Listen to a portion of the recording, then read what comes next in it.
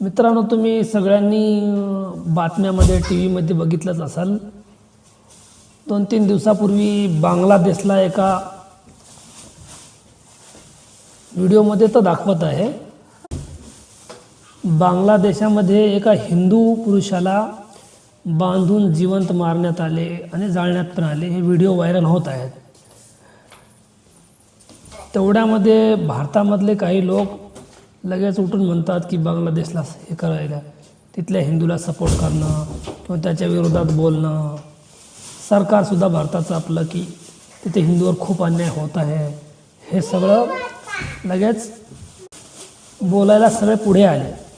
परंतु त्यांना माझा एक सवाल आहे, जे दुसऱ्या देशामध्ये एका पुरुषाला मारलेल्या घटनेबद्दल एवढं तत्परता दाखवतात, ते मणिपूरमध्ये पूर्ण राज्य जळत होतं, ते आपले होते.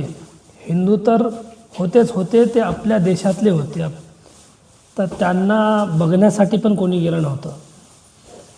दुसऱ्या देशामध्ये झालं त्यावर राजकारण करणं खूप सोपं आहे, परंतु आपल्या देशामध्ये 4 महिने मणिपूर जळत होतं. एकही नेता तिकडे गेला नाही सत्तेमधला, ना कोणी तिकडे फिरला नाही. विचार करण्यासारखी गोष्ट आहे ना.